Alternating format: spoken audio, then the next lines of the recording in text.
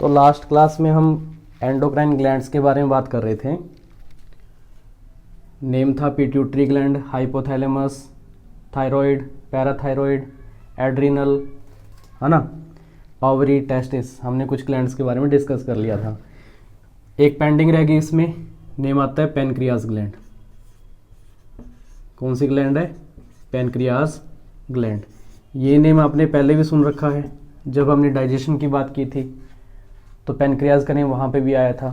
क्यों? रीज़न क्या है? क्योंकि मैंने आपको उस टाइम बताया था ये कैसी ग्लैंड होती है, ये मिक्स ग्लैंड होती है, बॉडी की एक मिक्स ग्लैंड है। नेम क्या है? Pancreas gland. मिक्स ग्लैंड इसको हम क्यों बोलते हैं? तो ये एज अ एंडोक्राइन ग्लैंड भी वर्क करती है और एज अ एक्सोक्राइन ग्लैंड भी ये क्या करती है, अपना फंक्शन देती है पैनक्रियास ग्लैंड। एंडोक्राइन ग्लैंड है तो क्या सिक्रीट करेगी? हार्मोन सिक्रीट करेगी, है ना। हार्मोन के नेम क्या, मैंने लास्ट क्लास में खैर आपको बता रखा है। एक तो इंसुलिन हार्मोन और सेकंड इसमें नेम क्या आता है? ग्लूकागोन। और वहीं पे एक्सोक्राइन बेस पे क्या सिक्रीट करती है? ये एंजाइम सिक्रीट करती है पैनक्रियास ग्लैंड। कौन कौन से एंजाइम रिकॉल कर लो। एक तो इसमें नेम आता है लाइपेज और एक इसमें नेम क्या आता है? ट्रिप्सिन। 2 टाइप के एंजाइम सिक्रीट होते हैं पैनक्रियास ग्लैंड से। लेकिन अभी हमने बात करनी है पैनक्रियास ग्लैंड के बारे में एज अ एंडोक्राइन ग्लैंड। तो जब हम एंडोक्राइन ग्लैंड पे बेस पे बात करते हैं तो इन हार्मोन्स का क्या फंक्शन है, इसके बारे में हमने डिस्कस करना होता है। तो अभी हम देखते हैं कि पैनक्रियास ग्लैंड कैसे वर्क करती है एज अ एंडोक्राइन ग्लैंड। तो अगर ये हम बात करें एंडोक्राइन ग्लैंड के बेस पे, तो इससे 2 टाइप के हार्मोन सिक्रीट होते हैं। First, insulin. कौन सा हार्मोन सिक्रीट होता है? Insulin hormone. इंसुलिन हार्मोन के बारे में आपको एक सिंगल लाइन ध्यान रखनी होती है। ये क्या करता है? ये करता है कंट्रोल। किस पे कंट्रोल करता है? तो ब्लड में शुगर लेवल पे कंट्रोल करता है। शुगर के लेवल को कंट्रोल करना ब्लड के अंदर, ये किसका फंक्शन होता है? इंसुलिन हार्मोन का होता है। ठीक है, ये आपको ध्यान रखना और ये इंपॉर्टेंट भी रहता है, ये भी एग्जाम में पूछा जाता है।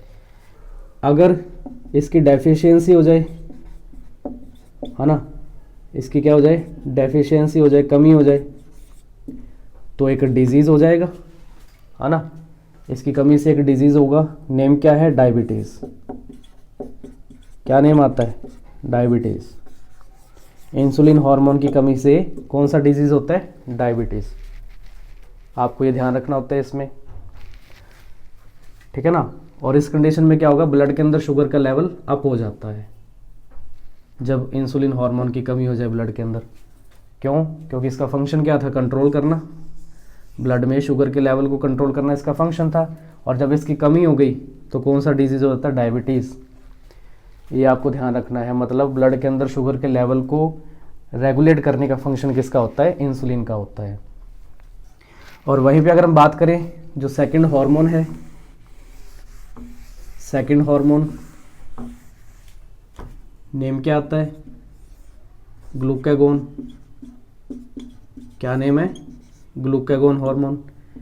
ये क्या करता है? ये ब्लड में शुगर के लेवल को अप करता है। ब्लड में शुगर लेवल को क्या करता है? ये अप करता है, बढ़ाता है, इंक्रीज करता है। यानी कि हम ये कह सकते हैं कि इंसुलिन और ग्लूकागोन दोनों जो हैं ब्लड के अंदर शुगर के लेवल को बैलेंस करके रखेंगे।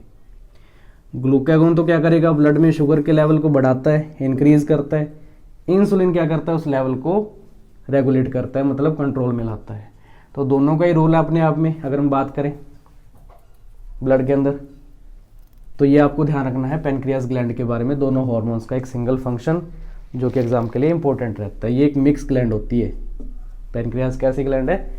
मिक्स ग्लैंड है। मैंने लास्ट क्लास में आपको बता दिया था। ठीक है भी, ये आपकी एंडोक्राइन ग्लैंड कंप्लीट हो रही है। अभी मेनली एक लास्ट हेडिंग है इस चैप्टर की और नेम क्या आता है इसमें? Feedback mechanism. क्या नेम आता है? Feedback mechanism. बहुत ही सिंपल सा एक टॉपिक है, बट एग्जाम के लिए इंपॉर्टेंट रहता है। आपका फिलअप्स में एमसीक्यूज में क्वेश्चन पूछ लिया जाता है फीडबैक मैकेनिज्म के बारे में। क्या बताओगे कि देखो क्या होता है, हम बात करते हैं हमारी बॉडी के अंदर 2 ग्लैंड्स हैं, हमने लास्ट टाइम बात कर ली इनके बारे में। एक तो नेम आता है पिट्यूटरी ग्लैंड, कौन सी ग्लैंड है? Pituitary gland. और एक हम बात करते हैं पैनक्रियाज ग्लैंड, पैनक्रियाज ग्लैंड। क्या होता है कि पैनक्रियाज ग्लैंड से जब इंसुलिन हार्मोन ज़्यादा सिक्रीट होने लग जाए, एग्जाम्पल के लिए समझ रहे हैं हम इसको, अगर इंसुलिन का लेवल बढ़ जाए तो इस कंडीशन में क्या है, ये पिट्यूटरी ग्लैंड एक्टिव हो जाती है। कौन सी ग्लैंड एक्टिव हो जाती है? Pituitary gland. क्यों? लास्ट टाइम मैंने बताया था, इसको हम मास्टर ग्लैंड भी बोलते हैं। बॉडी की लगभग ग्लैंड पे किसका कंट्रोल होता है? पिट्यूटरी ग्लैंड का होता है। तो ये पैनक्रियाज ग्लैंड को क्या करेगी? फिर रेगुलेट करेगी, ठीक है ना। यानी कि एक फीडबैक इसकी तरफ सेंड करेगी कि इंसुलिन हार्मोन जो है इसका लेवल क्या करो, कम करो। पिट्यूटरी ग्लैंड के थ्रू, मास्टर ग्लैंड के थ्रू कंट्रोल किया जा रहा है किसको? किस पे कंट्रोल किया जा रहा है? पैनक्रियाज ग्लैंड पे, ताकि इंसुलिन जो हार्मोन है उसके लेवल को क्या कर सके? कंट्रोल कर सकें, इसके सिक्रीशन को कम किया जा सके। ठीक है, फीडबैक मिल रहा है पिट्यूटरी ग्लैंड की तरफ से किसको? पैनक्रियाज ग्लैंड को।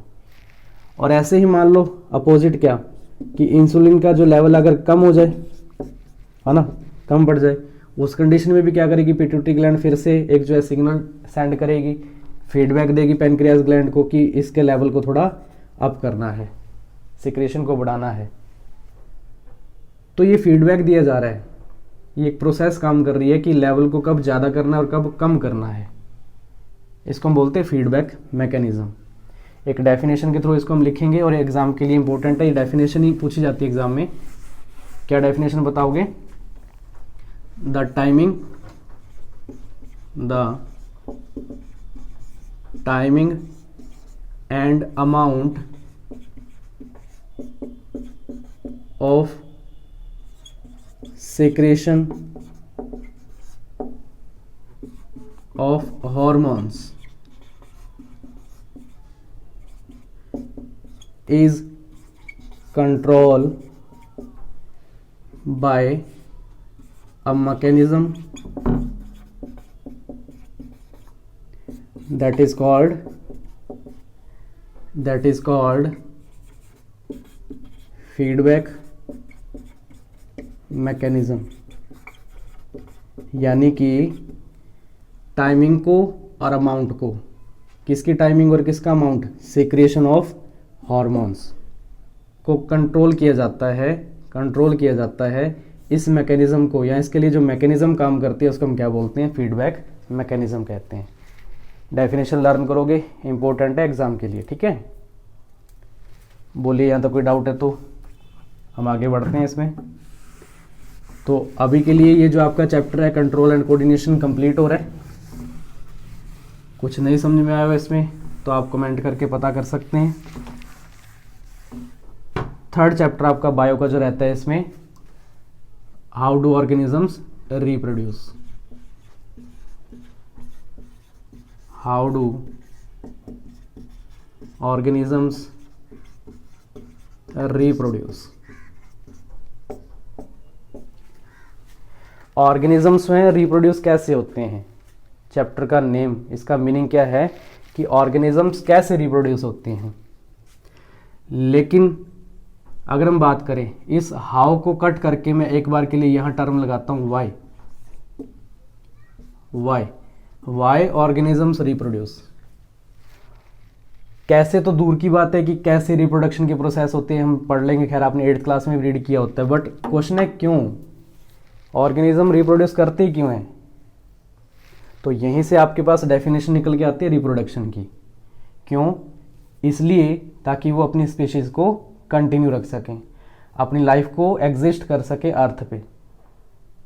ठीक है ना, तो इसलिए ये प्रोसेस जो है एक लाइफ प्रोसेस में काउंट की जाती है। देखो लास्ट क्लास में हमने लाइफ प्रोसेसेस के बारे में, जो आपका फर्स्ट चैप्टर था बायो का, तो नेम रीड किए थे। एक तो नेम आया था न्यूट्रिशन, है ना, नेम क्या था? रेस्पिरेशन, नेम क्या आता है इसमें, ट्रांसपोर्टेशन, और एक रिएक्शन हमने एक प्रोसेस रीड की थी, नेम आया था एक्सक्रेशन। तो ये बॉडी की कुछ बेसिक फंक्शंस हैं, लाइफ प्रोसेसेस हैं, ठीक है ना, जो कि नेसेसरी होती है, जरूरी होती हैं लाइफ में आगे सर्वाइव करने के लिए, अर्थ पे सर्वाइव करने के लिए। बट उस कंडीशन में अगर हम बात करें, ये जो प्रोसेस है रिप्रोडक्शन की, रिप्रोडक्शन, ये इतनी ज़रूरी नहीं मानी जाती कि अगर रिप्रोडक्शन होगा तभी हम जीवित रह पाएंगे, लीव कर पाएंगे, ऐसा नहीं है ना। रिप्रोडक्शन तो तब ज़रूरी है जब हमें हमारी जनरेशन को आगे इंक्रीज़ करना होता है, स्पीशीज़ को कंटिन्यू करना होता है, अपनी कंटिन्यूटी बनाए रखनी होती है, लाइफ को एंश्योर करना होता है अर्थ पे, तब ये प्रोसेस ज़रूरी हो जाती है। नेम क्या आता है, रिप्रोडक्शन। नहीं तो इसके अलावा ये जो प्रोसेसेस है मेन है हमारी बॉडी की डेली की रूटीन में अगर हम बात करें, ठीक है। तो वाई का आपको आंसर मिल गया होगा, क्यों ज़रूरी है, ऑर्गेनिज्म क्यों रिप्रोड्यूस करते हैं, ताकि वो अपनी जो है स्पीशीज़ को कंटिन्यू रख सकें। करते हैं इस डेफिनेशन को नोट हम, ठीक है ना। देखिए ज़रा,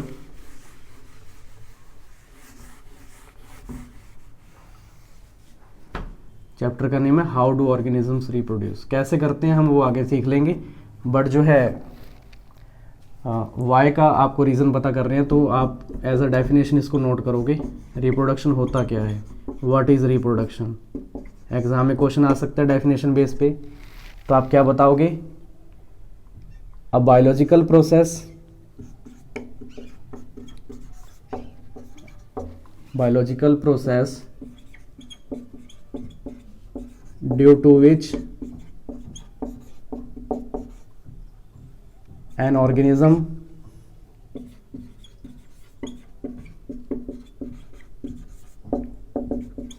give rise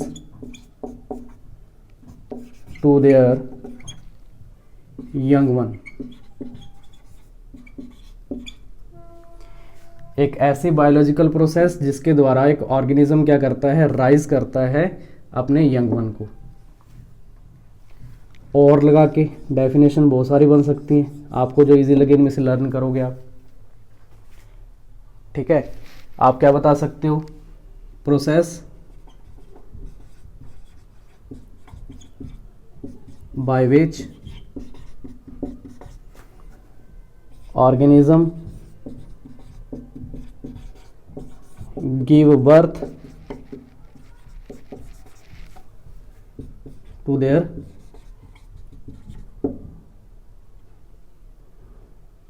their offspring। एक ऐसी प्रोसेस जिसमें ऑर्गेनिज्म क्या करता है, बर्थ करता है किसको, अपने ऑफ स्प्रिंग को। ऑफ स्प्रिंग जो टर्म आता है उस हम कहते हैं एक बायोलॉजिकल टर्म है कॉमन वे में, जिसको हम बेबी कह सकते हैं, है ना। तो ये आपको ध्यान रखना है, सेकंड डेफिनेशन इसकी। थर्ड नंबर पे एक डेफिनेशन और भी हो सकती है, क्या बताओगे, a process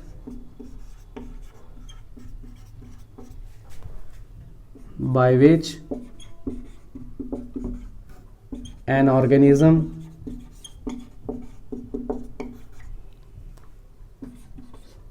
ensure there continuity on the continuity of life, continuity of life। आप ये बताओगे इसमें, continuity of life,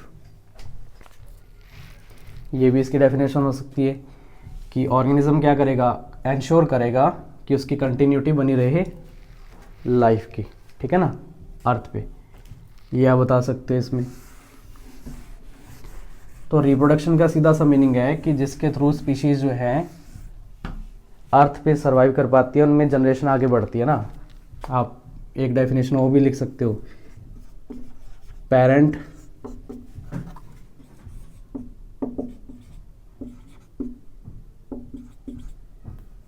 give rise to their next generation मैंने आपको 4 to 5 डेफिनेशन नोट करवा दी, आपको जो इजी लगे वो आप लर्न कर लेना रिप्रोडक्शन के बारे में। ठीक है भाई, ओके।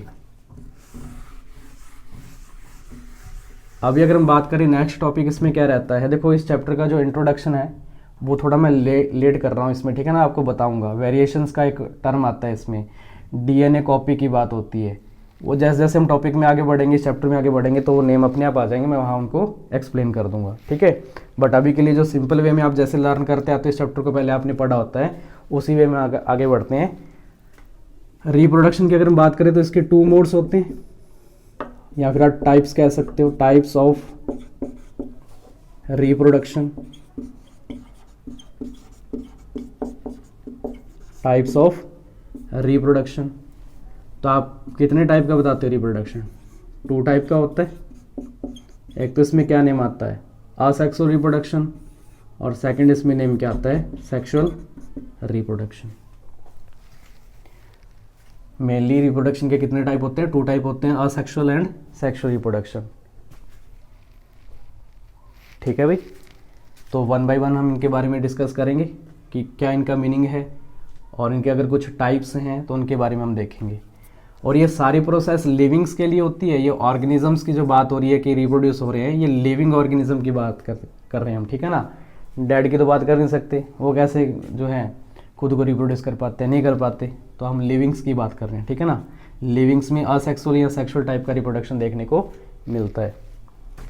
तो अब हम बात करते हैं असेक्सुअल रिप्रोडक्शन के बारे में। हेडिंग क्या रहेगी आपके पास, असेक्सुअल रिप्रोडक्शन।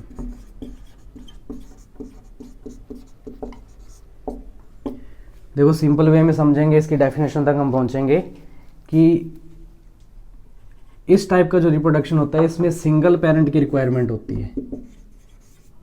क्या बताया मैंने कि रिप्रोडक्शन का एक ऐसा टाइप है जिसमें सिंगल पेरेंट की रिक्वायरमेंट होती है।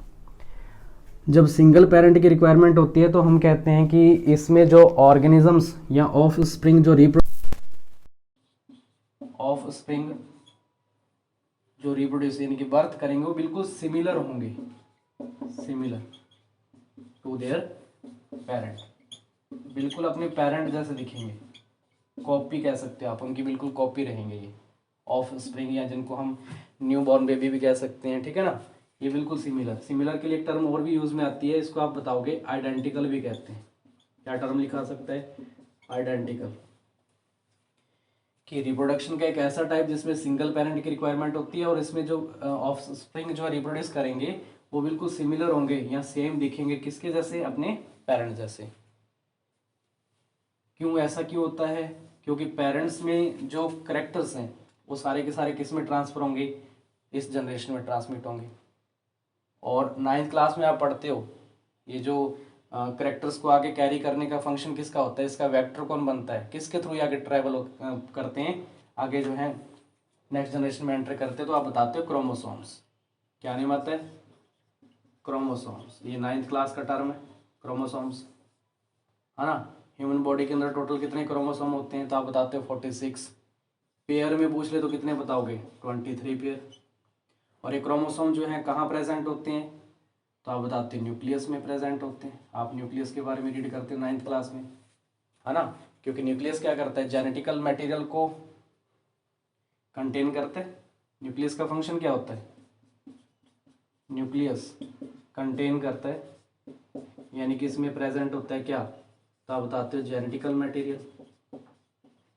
जेनेटिकल मटेरियल, जेनेटिकल मटेरियल समझते हो,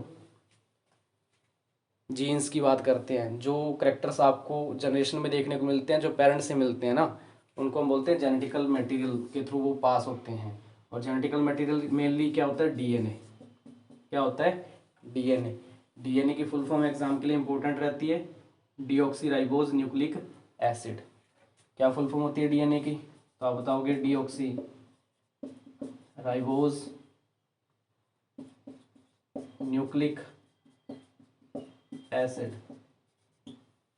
डीऑक्सीराइबोज न्यूक्लिक एसिड। तो हम बात कर रहे हैं असेक्सुअल रिप्रोडक्शन जिसमें सिंगल पेरेंट की रिक्वायरमेंट होती है। इसमें जो ऑफ स्प्रिंग है या न्यूबॉर्न बेबी है बिल्कुल सिमिलर दिखेगा, आइडेंटिकल होगा अपने पेरेंट्स के जैसे। क्यों? क्योंकि सेम क्रोमोसोम्स जो पेरेंट्स में प्रेजेंट है वो किस में ट्रांसमिट होंगे? नेक्स्ट जनरेशन में, यानी कि ऑफ स्प्रिंग में। सारे के सारे सेम, पूरे के पूरे जो क्रोमोसोम्स है नेक्स्ट जनरेशन में चले जाते हैं। तो यानी कि इसमें बिल्कुल कॉपी हो जाती है ऑर्गेनिज्म की। और क्रोमोसोम्स जो है अगर हम ह्यूमन बॉडी में बात करें टोटल कितने होते हैं? 46 होते हैं, पेयर में 23 पेयर होते हैं। और ये क्रोमोसोम्स कहाँ प्रेजेंट होते थे आप बताते हैं? न्यूक्लियस में। न्यूक्लियस एक कंटेन करके रखता है जेनेटिकल मटेरियल को, उसमें नेम क्या आता है? डीएनए। और डीएनए की फुल फॉर्म क्या होती है? Deoxyribose nucleic acid. तो हम डेफिनेशन पे आते हैं, इन दोनों को कंबाइन करके लिखते हैं कि ये सिंगल पेरेंट की रिक्वायरमेंट रहती है इसमें।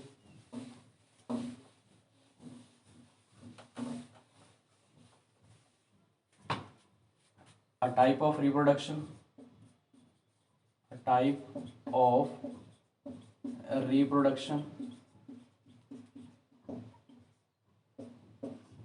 in which a single parent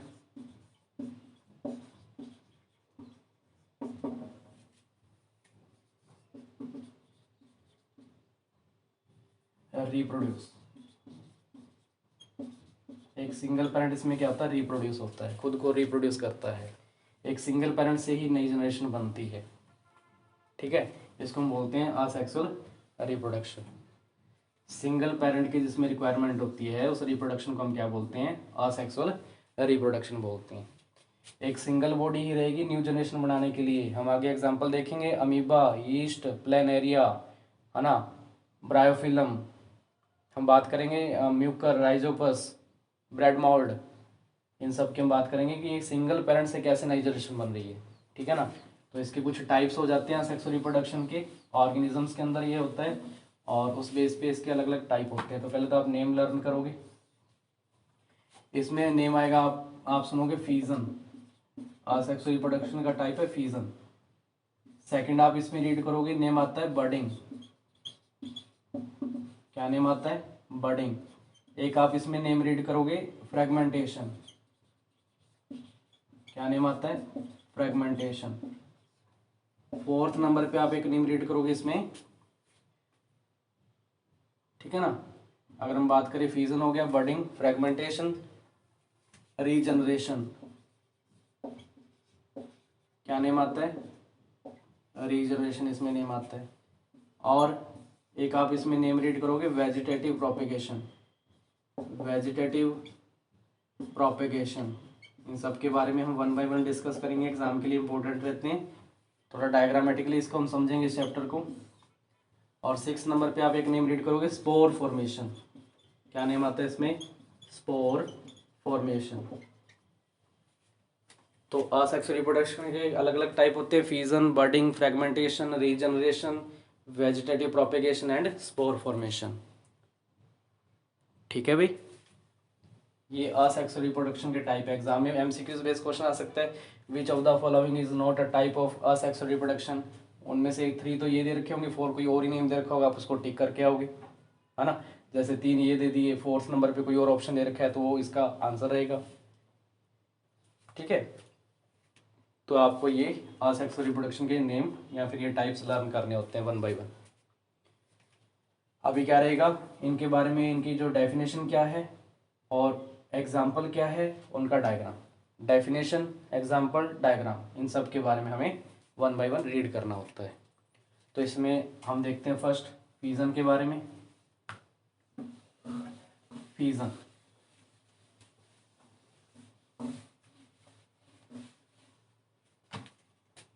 देखो असेक्सुअल रिप्रोडक्शन का फर्स्ट टाइप है हमारे पास, नेम क्या है? फीजन। अक्सर बच्चे गलती करते हैं यहाँ पे, कहने के बाद भी नहीं मानते, फीजन को फ्यूजन फ्यूजन कह रहे होते हैं। फ्यूजन एक अलग टर्म होती है, फीजन अलग होता है। फीजन मीन्स होता है डिवाइडेशन होना, टूटना, ब्रेक डाउन कह सकते हो, स्प्लिटिंग कह सकते हो। बट फ्यूजन क्या होता है? फ्यूजन की स्पेलिंग तो ये होती है ना, फ्यूजन। फ्यूजन का मीन्स होता है मिलना, जुड़ना, है ना। 8th क्लास में एक डेफिनेशन पढ़ते, the fusion of male and female gamete is called fertilization, और उसी को हम फ्यूजन कह रहे हैं। ऐसा नहीं है, दोनों में डिफरेंस होता है, फ्यूजन अलग होता है और फ्यूजन अलग होता है, ध्यान रखना। हम बात कर रहे हैं फ्यूजन के बारे में। फीजन। देखो फीजन क्या होता है, तो मैंने अभी अभी बताया कि इसमें एक जो सिंगल सेल है, सिंगल सेल डिवाइड हो जाएगी, सिंगल सेल क्या हो जाती है, डिवाइड होएगी, और मेनली कितने डॉटर सेल में कन्वर्ट हो जाती है, तो आप बताओगे 2 डॉटर सेल। एक सेल से कितनी सेल बनती है, इसमें 2 सेल बनती हैं, और जो न्यू सेल बनती है उनको हम डॉटर सेल बोलते हैं। क्या बोलते हैं, डॉटर सेल बोलते हैं। एक सिंगल सेल जब डिवाइड होती है तो 2 डॉटर सेल बनती हैं, इसको हम बोलते हैं फीजन। क्या बोलते हैं, फीजन बोलते हैं। ये अपने आप में 2 टाइप का होता है फीजन। कितने टाइप का होता है, 2 टाइप का। एक तो इसमें नेम आता है बाइनरी, बाइनरी फीजन, और सेकंड इसमें नेम रीड करते हो आप मल्टीपल फीजन। क्या नेम आता है, मल्टीपल फीजन, बाइनरी फीजन और मल्टीपल फीजन। क्या है इनके बारे में हम थोड़ा रीड करते हैं। तो डेफिनेशन क्या बनेगी, a type of asexual reproduction in which a single cell divide into 2 daughter cell. एक ऐसा टाइप रिप्रोडक्शन का जिसमें एक सिंगल सेल 2 डॉटर सेल में क्या होती है, डिवाइड होती है, उसको हम क्या बोलते हैं, फीजन बोलते हैं। अभी फर्स्ट जो है बाइनरी फीजन, एग्जाम्पल, एग्जाम्पल की बात करें, देखो बाइनरी, पहले तो इसका भी मीनिंग क्लियर कर लो। फीजन में तो क्या होता है, सॉरी मैं आपको रिकॉल करवा दूं, फीजन में क्या रहता है, एक सिंगल सेल डिवाइड होके, मतलब उसमें डिवीजन चलता रहता है। अब ये कहोगे एक सिंगल सेल में डिवीजन चलता रहेगा, वो तो फीजन में आ गया।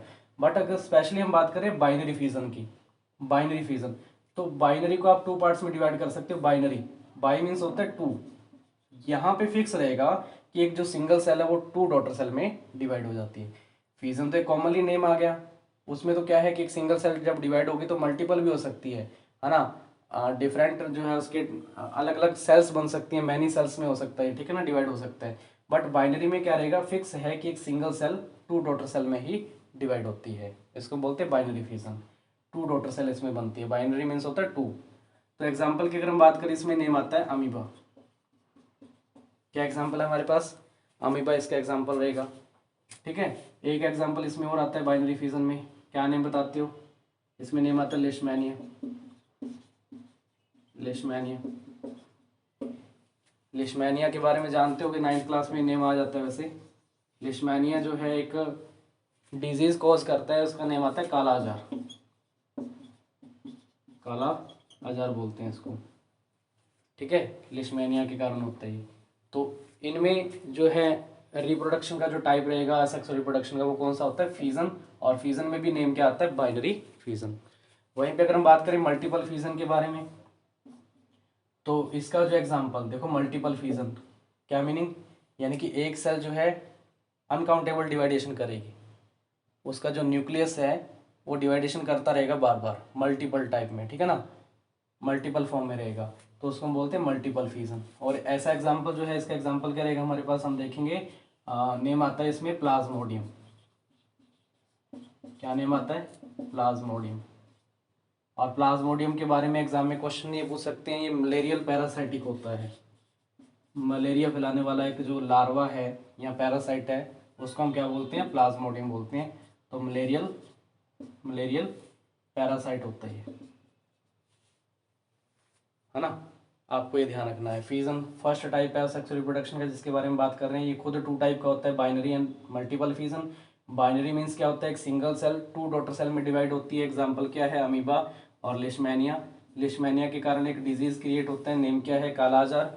और मल्टीपल फीजन एग्जाम्पल क्या है, प्लाज्मोडियम, और ये कैसा होता है, एक मलेरियल पैरासाइट होता है, ठीक है भाई। तो यहाँ तक हम रीड करते हैं इस क्लास में, हम आगे इसको कंटिन्यू करेंगे, डायग्राम के थ्रू इनको देखेंगे हम, ठीक है ना, असेक्सुअल रिप्रोडक्शन के बारे में इसको कंप्लीट करेंगे। तो आज की क्लास में हमने स्टार्ट कहाँ से किया था, पैनक्रियाज ग्लैंड के बारे में रीड किया, फीडबैक मैकेनिज्म क्या होता है वो हमने देखा, न्यू चैप्टर की शुरुआत की है, हाउ डू ऑर्गेनिजम्स रिप्रोड्यूस। तो पहले तो हमने समझा कि वो रिप्रोड्यूस करते ही क्यों हैं, तो अपनी लाइफ को कंटिन्यू रखने के लिए, है ना। तो उसके लिए जो प्रोसेस होती है नेम आता है रिप्रोडक्शन। जैसे बाकी प्रोसेसेस इंपॉर्टेंट होती हैं, नेसेसरी होती हैं, वैसे इसको नेसेसरी नहीं माना जाता, इसके बिना स्टे कर सकते हैं हम, ठीक है ना, जीवित रह सकते हैं, लीव रह सकते हैं अपने। और लेकिन हम चैप्टर में आगे बढ़े तो रिप्रोडक्शन के 2 टाइप होते हैं। एक तो नेम आता है इसमें असेक्सुअल और एक नेम क्या आता है सेक्सुअल रिप्रोडक्शन। और फर्स्टली हमने एक हेडिंग लगा ली इसमें असेक्सुअल रिप्रोडक्शन, और उसके बारे में मैंने क्या बताया कि जिसमें सिंगल पेरेंट की रिक्वायरमेंट होती है, और जो है इसमें क्या रहता है जो ऑफ स्प्रिंग है रिप्रोड्यूस होगा वो बिल्कुल कॉपी होगा अपने पेरेंट की, क्योंकि सारे के सारे जीन्स यानी कि क्रोमोसोम्स किस में ट्रांसमिट हो जाते हैं इस नेक्स्ट जनरेशन में, बिल्कुल ये आइडेंटिकल रहता है, सिमिलर दिखता है अपने पेरेंट के जैसे। तो सिंगल पेरेंट की रिक्वायरमेंट है, नेम आता है असेक्सुअल रिप्रोडक्शन। और उसके अलग अलग टाइप थे, fission, budding, fragmentation, regeneration, vegetative propagation and spore formation. तो उनमें से फर्स्ट हमने एक आज जो है शुरुआत की है, नेम है इसमें फीजन। इसके भी 2 टाइप थे, बाइनरी एंड मल्टीपल फीजन। आपके सामने आप इसको देख लोगे, और कोई डाउट हो तो कमेंट कर सकते हैं। ठीक है भाई, मिलते हैं नेक्स्ट वीडियो में। Thank you.